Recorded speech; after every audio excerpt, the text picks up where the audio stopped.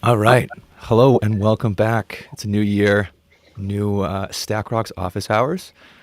We had a little bit of a firework towards the end of the year with a Log4Shell, so we figured we'd kick it off with a bang, bring some StackRox experts on, and talk about Log4j, Log4Shell exploit, Kubernetes, what was different, a little bit of StackRox and StackRox news. And to join me, I have to my left, I got Neil Carpenter, Senior Principal Specialist Solutions Architect. Below me, I have Eric Bannon, Senior Specialist Solutions Architect. And at the angle there, I have Chris Porter, who's the Director of Solutions Architecture, all at Red Hat, and all came over with myself as part of the StackRox acquisition last year. So, fellas, thanks for joining me. I guess I got to kick it off with just the hot topic of, breaking down Log4Shell, what happened, a little bit of a timeline as well for some people who might not have been following it. So I'll punt it to whoever wants to pick it up. I can start off. This is Chris. I think everybody's probably heard of this thing already, right? It's the problem that keeps on happening. The initial disclosure, I think, was done rather rapidly, and a lot of people were taken unaware. But this is kind of the worst fear of most security teams. There is this vulnerability in a very, very commonly used Java library. So almost every enterprise Java application out there depends on the Log4j library. It allows an unauthenticated remote attacker to essentially cause a remote execution in your environment. Right now, there's a couple of requirements for that. The applications that are exposed have to be writing that data to the log and not parsing it or sanitizing it. So it's a problem of unsanitized input. So the carefully crafted message that can be submitted to an application, if that particular bad string gets logged through the Log4j library, you can cause an arbitrary code execution on an LDAP or NDI server. So it's really widespread. It's really easy for an attacker to exploit, and the result gives most the attacker, a substantial amount of application freedom. So this gets that 10.0 on that scale of 1 to 10. It's the kind of the worst nightmare. I've seen it labeled as the worst security vulnerability ever. We've seen a lot of organizations scrambling to find out, where they're impacted by this. The other challenge with it has been that over the course of a couple of weeks, the mitigation for this has been a little bit muddled. And so the initial exploit came out, there was an immediate fix. There were some recommendations around changing the configuration using environment variables that you could use to mitigate this that turned out to be incomplete or ineffective at mitigating the problem. I think that what happened is that security researchers turned their eye to this library after the initial discovery. And so there were a couple of other additional discoveries. So, the authority on all of this, of course, is the Apache page for Log4j to look at the various vulnerabilities. But we're not talking about a single vulnerability here, but a series of them that ended up either being arbitrary code execution or denial of service, or, it's a bunch of problems. Who knows if we're done yet, right? But the fact that it keeps on popping up here it's today's topic. So I thought we would talk a little bit about OpenShift and Kubernetes today, and how organizations can discover this vulnerability or vulnerable versions of this and tackle it using something like StackRox. We want to talk a little bit about how the process should work, because organizations that found themselves with a blindside here by this really should use the opportunity, in my opinion, to establish a more of a permanent process, because this isn't going to be the last one, right? There's no way that the world is done with vulnerabilities in commonly used libraries. And so setting up a process, the crisis here drives an opportunity for us to help customers and users improve the situation going forward. And Chris, one of the things I really love about this vulnerability, to the extent you can love something about a vulnerability, is how it was applied. Like the first compromise I'm aware of that used this was somebody who was attacking Minecraft users, the game, which is all Java based. And what was happening was this vulnerability is so flexible that by sending a single message in chat, apparently, they were able to compromise both the Minecraft server and everybody connected to that server, right? And an incredibly powerful vulnerability that since then has been used in a lot of different places for a lot of different things. But it really drives home how foundational this particular issue is, and why everybody's been so concerned about it. And you touched on a little bit of the say the challenges with the update, right? Because there was an initial patch, and there was a belief that that was the fix, and it also had a slight misconfiguration, let's say. And one of the reasons why I want to talk about OpenShift and Kubernetes specifically is you do need some sort of process where, okay, yeah, we had a misstep or something's gone wrong. What's the quickest way we can get updated, and then can we verify that we've done all those upgrades, that the right version's in there, and that we've made the configuration changes. So I was hoping you could talk a little bit about how we can set something like we can use Kubernetes to let's say make that fixing process a little bit easier and identify those vulnerabilities a little bit quicker. Yeah, maybe instead of just talking about it, I could show you some of this. And I will preface this by saying the lab environment I have up, none of what's running is available from the internet, because I'm going to show you I have some vulnerable things running here, but you can't get to any of that. So I've got OpenShift up and running in this environment. As a matter of fact, I've got both OpenShift and Azure AKS in this particular environment, but we're going to focus on the OpenShift side of it for today. And I've also got advanced cluster security, the Red Hat version of StackRox up and running. And this is really, I think, a great starting point to give us visibility into what's deployed, what's running, what the state of it is, what components are in there, and what's vulnerable, which is all the stuff that we want to have to get to where Mr. Foster was pointing us. And so let's dive in here. And I think, we have a very specific example with Log4Shell, with CVE 2021-44228 and the following, the vulnerabilities that followed it. But this is also a really common scenario in going back 15 years or more in my career of, hey, I just saw this vulnerability in the news. I just saw reports about this. The FBI just called us and warned us about something. How do we go look and see if this is a problem for us? And so sometimes you're starting even without a CVE. You're starting with a report that says a particular component of a particular version may have a problem. And so it's important not only to be able to go look at your vulnerabilities, but if we take a step back from that, we may have started early in this and said, hey, I'm reading something about this Log4j component.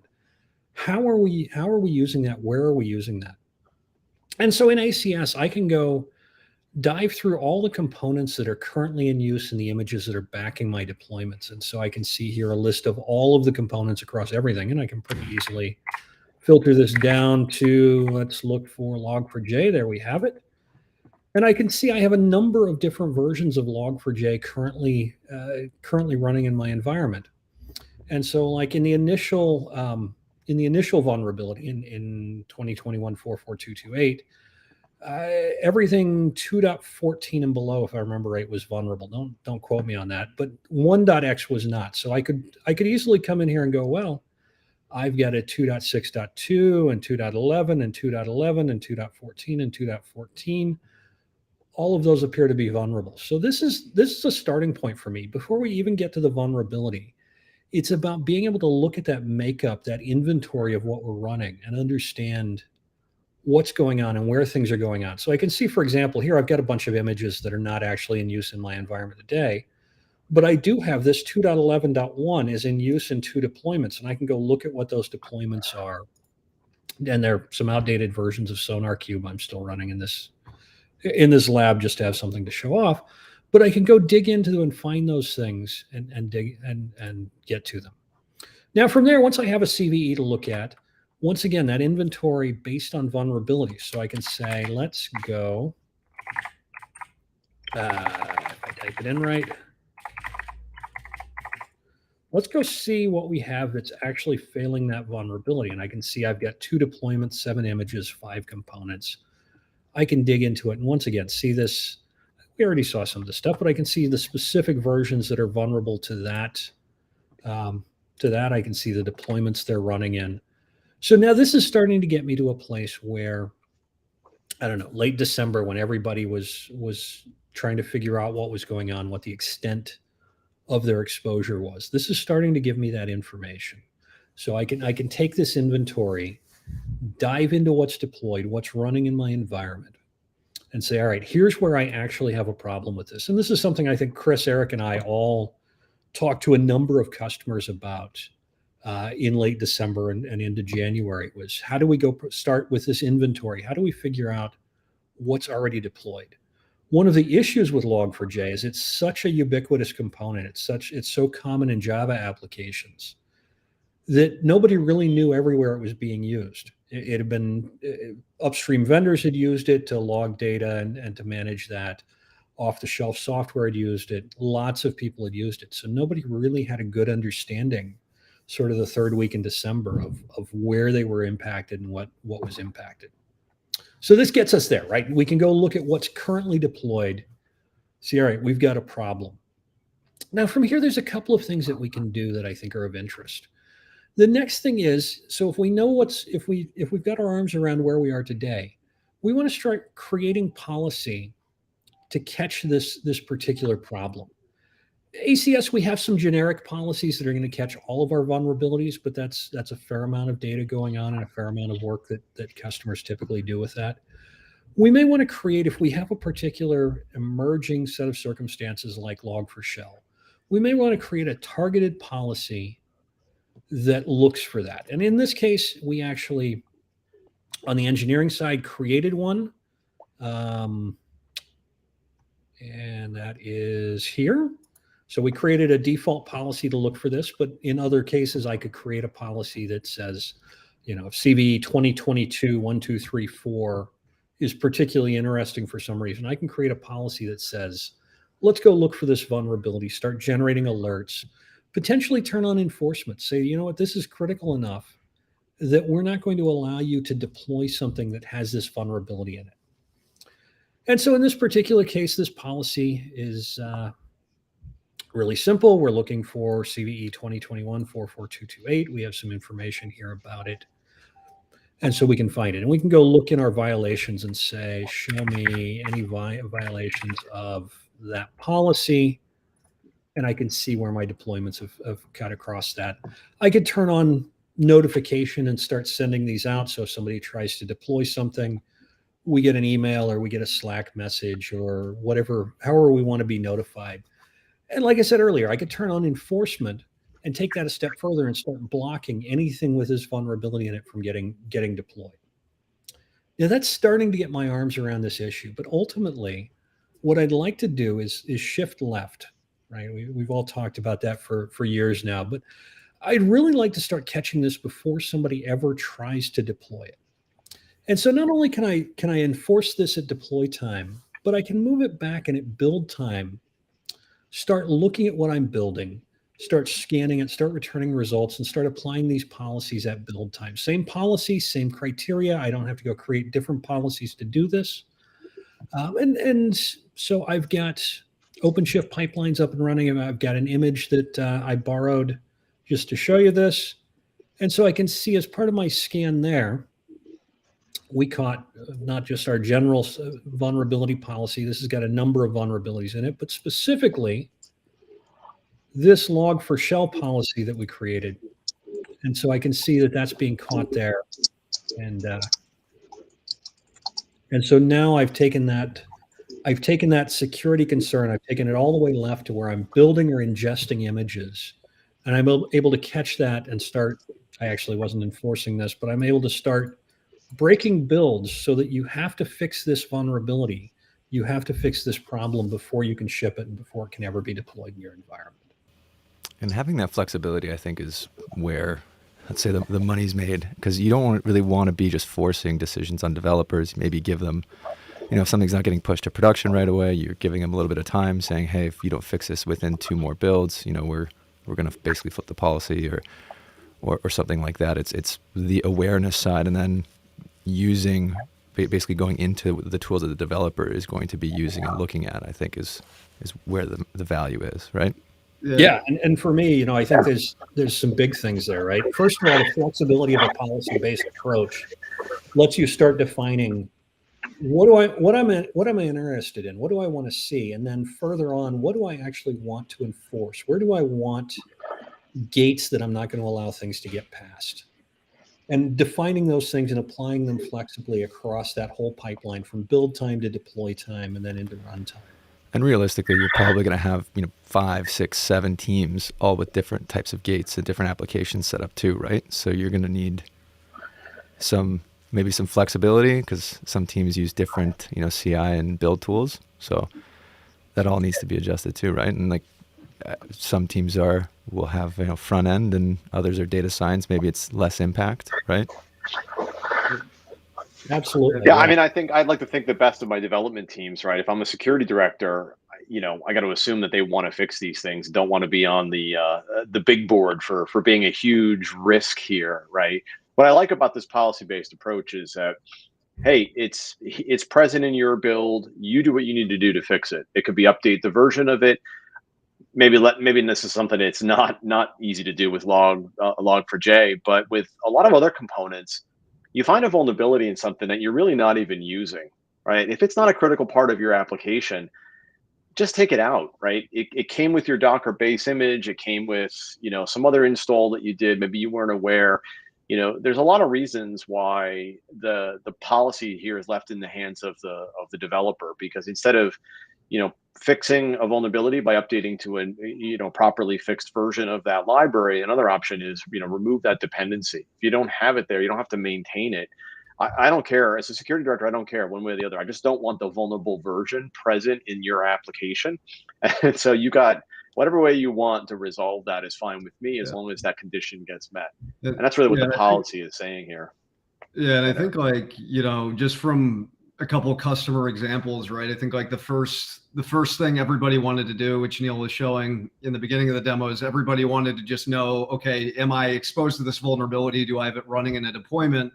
And I had a couple, customers come to me and go, okay, I've done that a couple times. I was able to use the information in ACS to hand something to a developer and say, yeah, fix this. And they were able to move the needle on that. The next question logically becomes, okay, how do I remove myself from that feedback loop so that I have an automated control in place to tell developers about those things?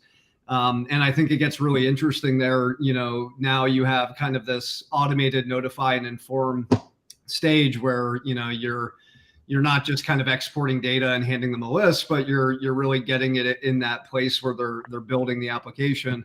And I also think like there's an opportunity there to, for security teams to put their own spin on the policies, right?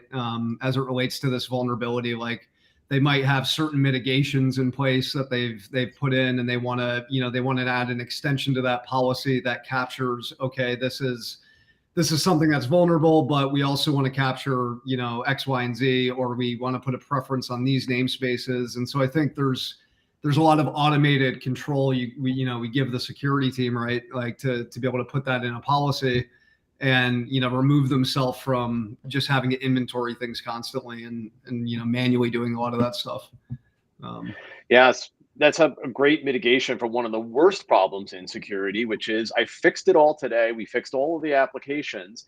And then tomorrow somebody changes a dependency, brings in a vendor supplied image, and boom, the thing is back, right? And so once the attention drops from that manual review process, then we'll find that old vulnerabilities resurface, right? And so we love giving developers the flexibility to do what they want, to experiment with different packages, to go out and try that new software component.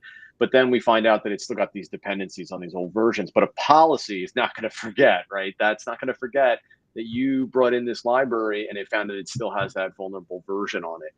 So that I think that we're talking about here is not just Log4j. It's honestly any vulnerability, having a process in place. And we have customers who had such a process in place, and they had a lot less to worry about when this thing was released. They knew that no further development, nobody could push a build, nobody could promote anything to a running environment if this thing was present, just because the policy was already in place and the dev teams were used to reacting to that. So the policy, the process is really where the security is here.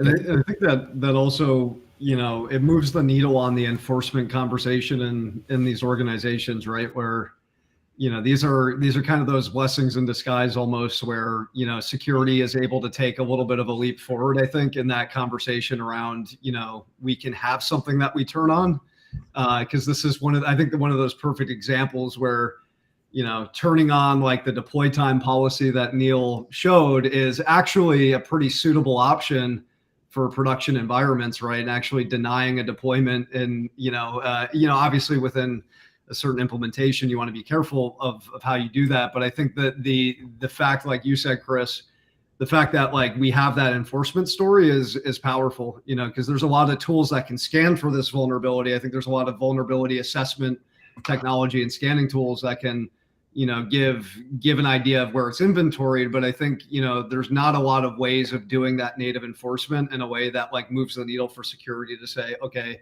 yeah, we can draw a hard line here, we can turn this on and prevent this.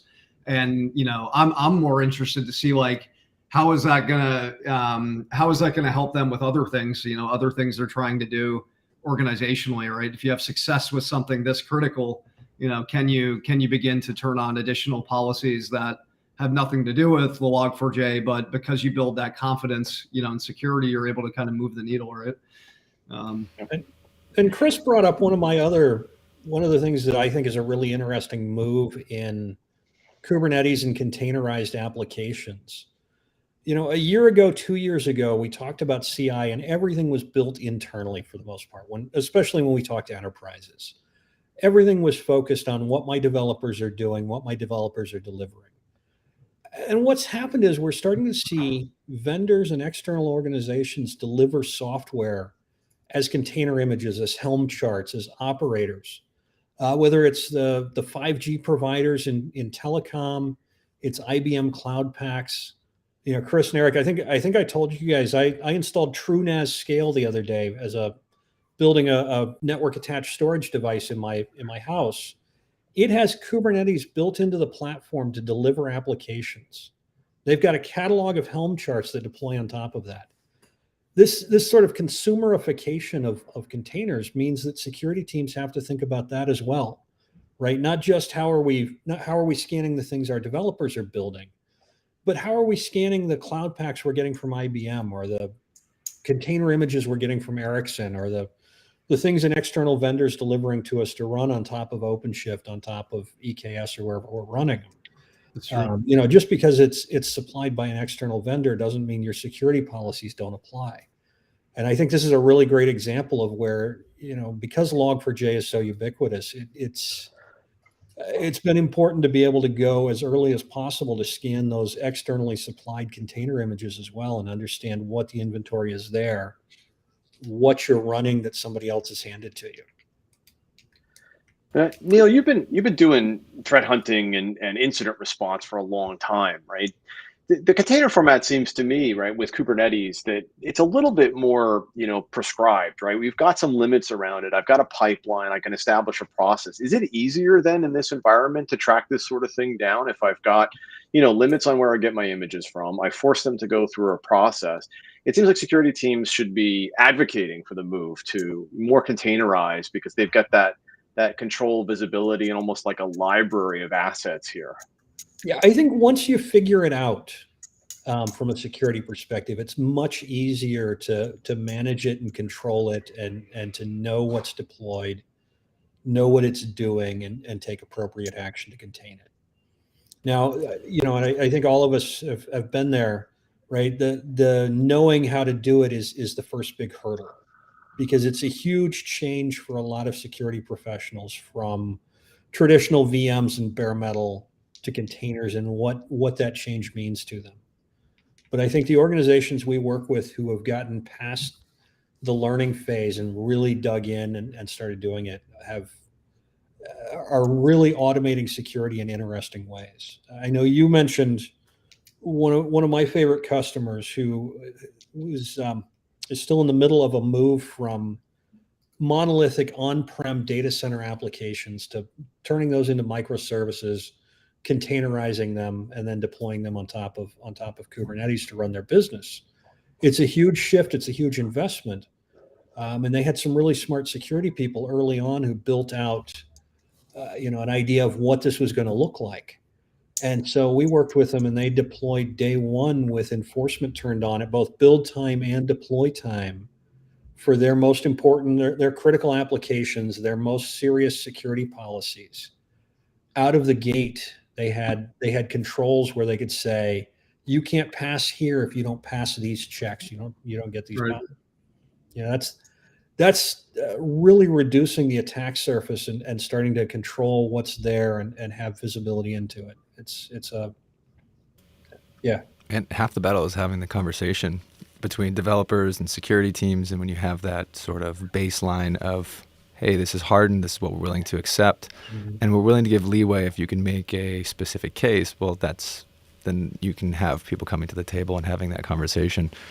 It's makes security a little bit more fun, I'll say. It's a lot of doom and gloom when like stuff like Log4Shell comes out. And another point I'd also put out there for Kubernetes is there is some security and speed. The speed at which that you can build a container and go and deploy it and use something like a Argo rollouts or Kubernetes native use cases to push something out. It's there is some I don't want to say safety in it, but the speed at which you can go and patch something, I think also brings. I hope security teams can see the advantage of that.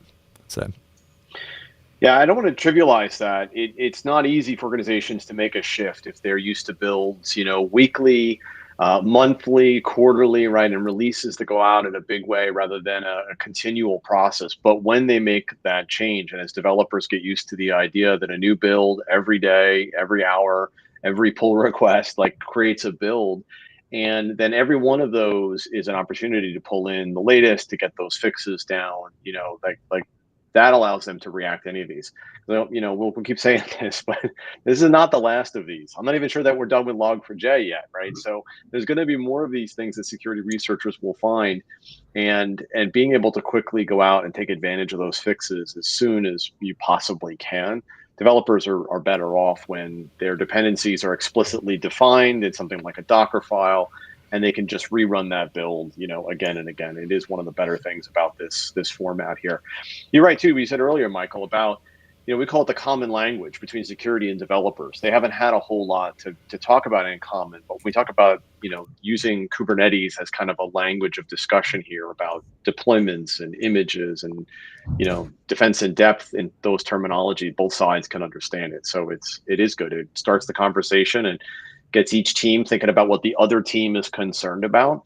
And if we break up the roles here of defining the security goals and then implementing them into the right authorities, you'll get less of the developer headaches.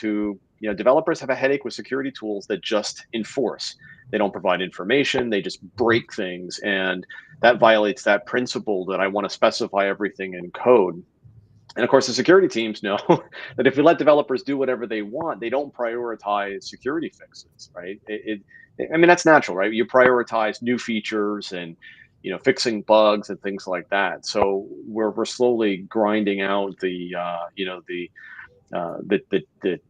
team collaboration here to get them to think about all these things together at one. They are actually heading towards the same goal: deliver applications better, faster, but more securely at the same time. So now, we talked a little bit about policy, well, a lot about policy and about Log4j. I'm kind of curious, is there any sort of things that people could be doing beforehand that you could maybe show us? So, obviously there's a little bit of configuration in Kubernetes, just a little bit of configuration.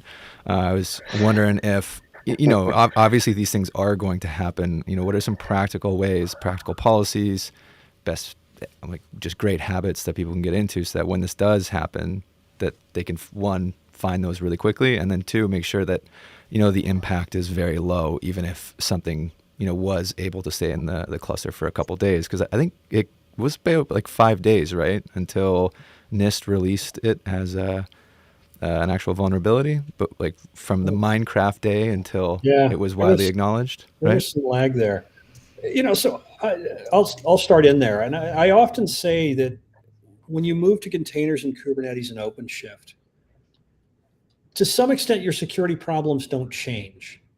At the same time, everything changes. So a lot of the approaches are the same that we've been talking about for years, right?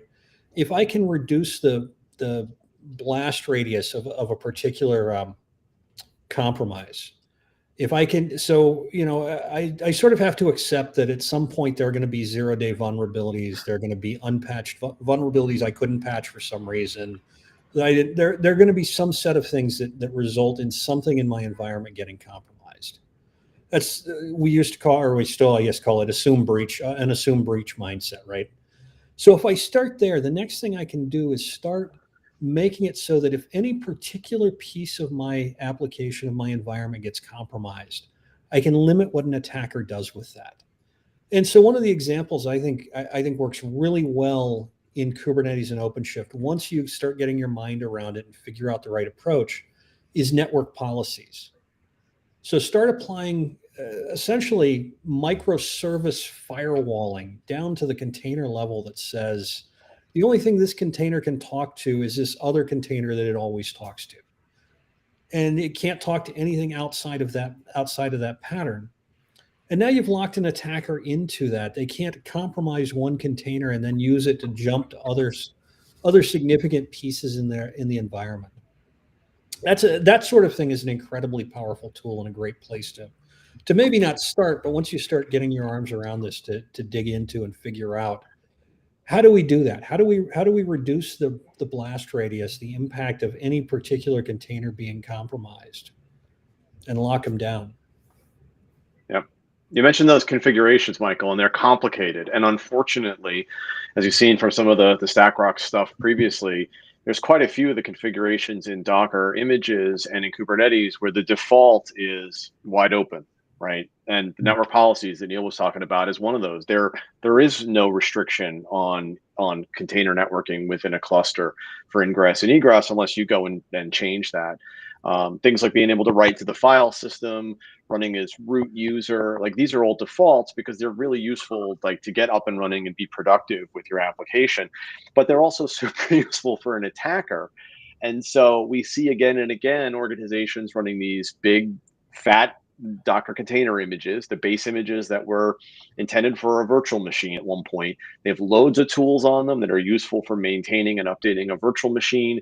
They have, all your standard Linux file system on there. They have cool utilities like curl and open access to the internet. And so now your attacker who's able to run arbitrary commands could go and pull down a crypto miner from GitHub and start running it.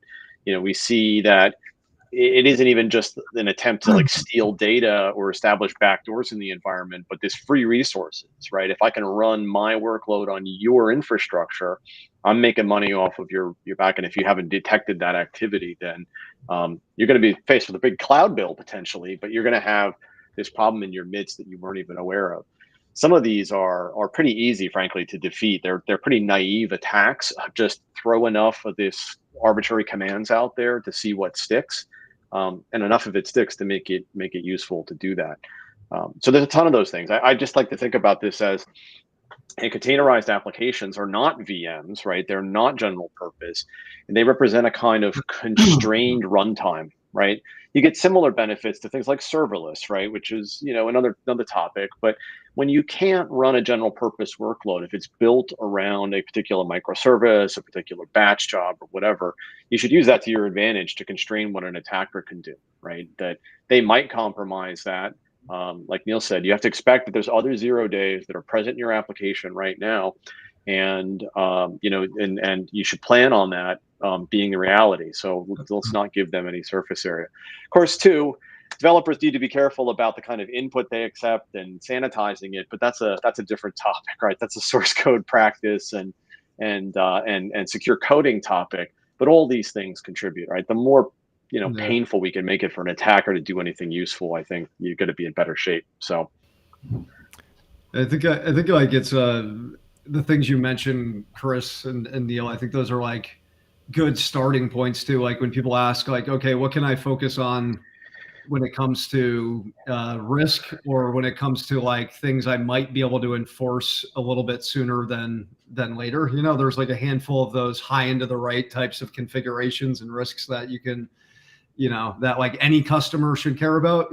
Like there's obviously the unique stuff that might be depending on how a customer is running their specific environment, but like in general, you don't want to be running, you know, as privileged. In general, you don't want to be running as root. You don't want to be running, you know, in these over excessive configurations. So I think like a lot of that's just like customers getting educated on, you know, like what is the right way to do security on Kubernetes right now, like to your point, transitioning from VMs to containers, you know, but I think what we've always seen is when we give customers those handful of policies or those handful of things that they can do, it's like it's pretty great, right? Then you look at the customer that Neil mentioned, where they get down the path of, you know, adopting some of those, you know, those things between developers, and some of those processes are in place. They're able to actually take advantage of enforcement eventually, right? And you know, do some of those things. But yeah, I think it's like a really good opportunity, you know, to just, you know, not focus on everything that you could possibly prevent, but there's a handful of really just like low hanging fruit, like start here, get these things, you know, get adoption of this mindset that this is the way we want to run containers, you know, as best practice. And also who's in charge of what, because I think one of the largest issue in right. Kubernetes is you have a developer who might just do the build for the container and they don't set up the configuration, and then it's okay, well, does the operations team know exactly what's going on in the container? And now, okay, well, if you give them a UI that shows them the normal traffic in the test environment, for example, well, then we can mold a network policy and test it. And then but that communication, it can be really annoying, right? Especially as you try to grow Kubernetes and grow your team and expand, and maybe you lose a developer. So that just having that wealth of information, I think was one of the largest hurdles early in the Kubernetes. I think it's been somewhat solved, although developers might say different. But yeah, I was kind of curious, you know, how do you bridge that gap, and like what specific actions and the tools do you look for to kind of help with that communication, especially from a network policy? I think that is one of the, let's say once you get to scale and you start you're looking at hundreds of network policies, thousands of network policies, right? How do you visualize that? How do you keep that all organized? Toss up. Well, it's a tough challenge when organizations are coming at it the way most of these platforms get rolled out. So Kubernetes is in use, and you're trying to get security coming in after the fact, right? Developers are racing at 1,000,000 miles an hour to go to these platforms. It's super easy to provision these clusters and you know, to repurpose bare metal or VMs for Kubernetes now, and security team is forced to come in. I mean, you know, it's like tackling anything, right? With cloud 10 years ago, you got to carve off little manageable bits. You got to be willing to make exceptions and understand where, you know, there's business priorities, right? We talk about risk a lot at StackRox, and, you know, security organizations want to reduce that risk, but sometimes there's, you know, a need, right? Certain things need to be exposed in a way to make them useful, and application teams need to understand what some of that risk is and be willing to accept it.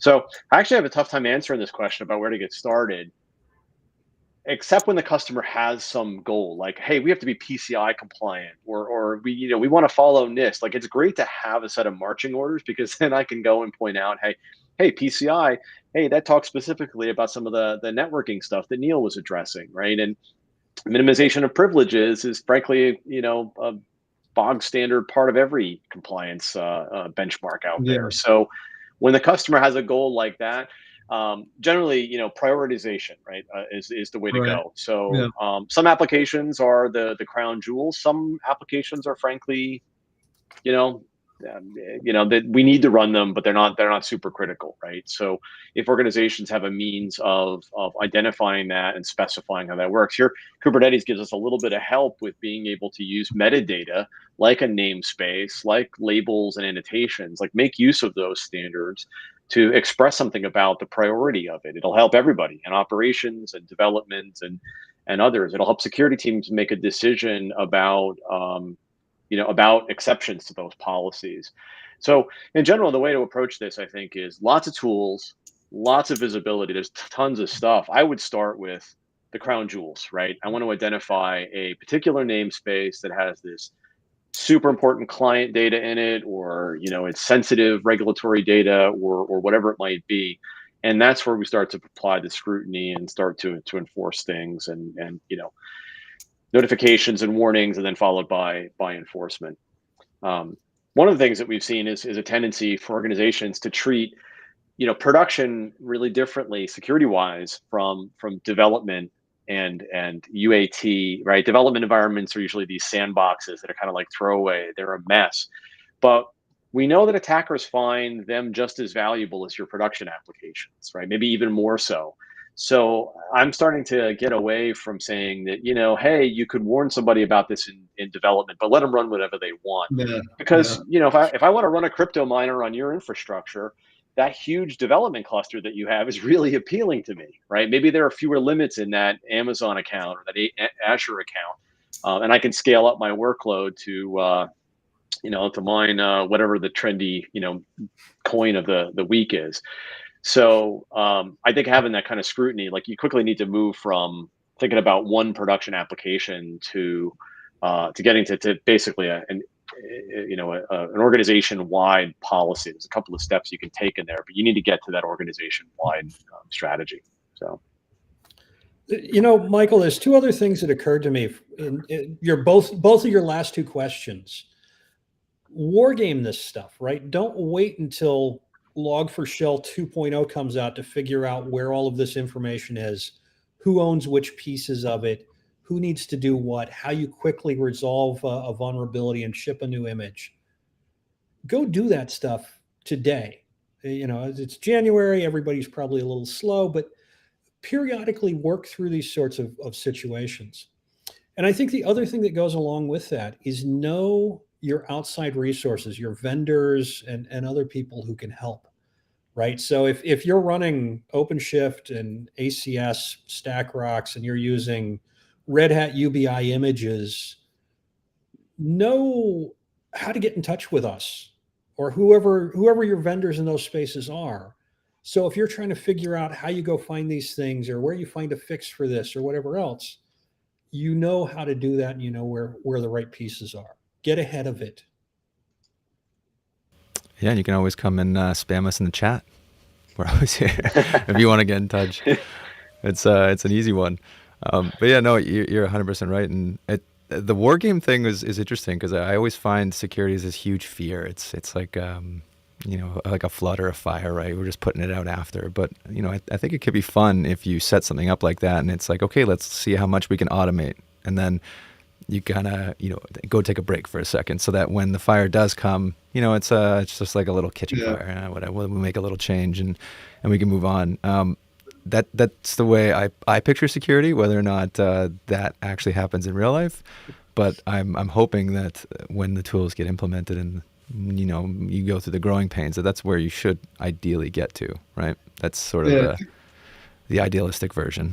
Yeah, Neil, I like it. I like how you kind of brought it back to something simple, which is just like get everybody in a room and play these things out and talk about it, right? Like you don't need to be advanced. You don't need, but getting all the relevant parties in a room. I was meeting with a university the other day, a large university in California, and they didn't have all the processes in place. They didn't have all the technologies. They didn't have all the advancements, but what they had was a desire across all the teams to work towards the mark, and I thought that was really, really cool to see that when one of the developers, we go, hey, what do you think about security? And he goes, I just want to build things in a safe way and not do something that's going to go against what the organization is trying to do. And it was such a simple quote, but it reflected the appropriate mindset, right? Like if nothing else, if everybody gets in a room across platform security, operations, development, and starts talking about, hey, this is a real problem, let's have regular occurring meetings about the realities of cybersecurity risk. I think that's huge, right? So I want to underscore that, what you were talking about, right? It's where you have these war rooms or you have these conversations, just to have that dialogue begin, I think is critical, to have a desire there, if nothing else. Okay, so silver lining, if Log4j is the catalyst for, for having these discussions to say, hey, we've got this problem, it's widespread, we're going to have the next one, the dark corners get illuminated a little bit and teams start to think about how to make this better. I mean, it's speaking to all the current trends in security and the news you see around supply chain and vulnerabilities and compromised vendors and, being able to sort this stuff out. It's not just technology either, right? It's people and processes that are super important for this stuff. So it's a good opportunity to, to put some diligence into making sure that you fix it this time, but then, the next one that you're just as prepared. Yeah. I have a little bit of a hot potato for the end topic because we're coming up on time. So because it's an open source vulnerability, there has been conversation about, is open source secure, and like what is secure open source? How do we make sure all these packages are maintained? Just kind of want to throw it out there. What's your opinion? Do you think it's overblown? Do you think there's crappy software everywhere and you just need to take reasonable mitigations? Like what's your opinion on that whole open source can't be secure and you're going to continue having these issues crop up? Well, I mean, if this was a commercial product, the same vulnerability would be present. We just know a lot less about it, right? I mean, there's never a point where hiding any of this stuff really makes any sense in from terms of security. So I think that open source here really is, this is one of the shining moments, right? That vendors that are dependent on this were able to easily determine that the open source components in their environment were impacted by this. The suppliers like Red Hat were able to quickly alert customers to it and supply fixes as soon as those became available, because it was very obvious to everyone. There's pressure on anyone who's got this known supply vulnerable version, and I think that the process makes sure that it's there. It's easier to do diligence when when everything is open in this way. It was also easier to share the pain online when I was watching everybody go, what? There's a what? You just see everybody kind of all come together to discuss what's going on and how to fix it. It's enlightening. I don't know. It's like a therapy session almost, right? You can't get that kind of collaboration with a closed source environment, right? Mm-hmm. And you have to depend on the the responsibility of the vendor to disclose those things when they come up in a closed source, especially when something's being shipped to you as a binary, an operating system image, a router or switch image. Those things aren't very transparent, and so you're relying on the goodwill of the vendor that supplied it and their expertise. Now, most vendors are responsible in that way, but with this one, it's pretty clear. It's pretty easy to tell who's got the vulnerability present and put pressure on them to release fixes. So, Any other Eric, Neil? You gonna let that one just simmer? You're good with that answer? I think it's a software problem. It's not an open source or a closed source problem, right? So it's really about having good process, being able to find these things, having vendors you trust and can work with, and then the assumed breach stuff, limiting the blast radius, being able to find anomalies, all of the stuff, because no matter how good your vendors are, no matter how good you are at this stuff, at some point, somebody's going to be faster, smarter, luckier than you are, going to compromise an asset. So at the end of the day, I don't think it is going to make a strong difference whether it's closed source or open source. It matters that it's software. Did we drop the mic on that one? Is that any news, anything you guys want to share before we take off and maybe head to dinner for me? I know you guys are on the West Coast. Well, Eric is, but any last words? Anything you want to cover before we take off? Stay tuned for the next exciting vulnerability. I was gonna say, yeah, next month. Next week's episode. Yeah, next month, third Tuesday. Yeah. Hopefully, we'll be talking about some lighter subjects. I hope, and some more news about StackRox open sourcing coming up in the coming months. So, stay tuned and stay safe and stay secure out there.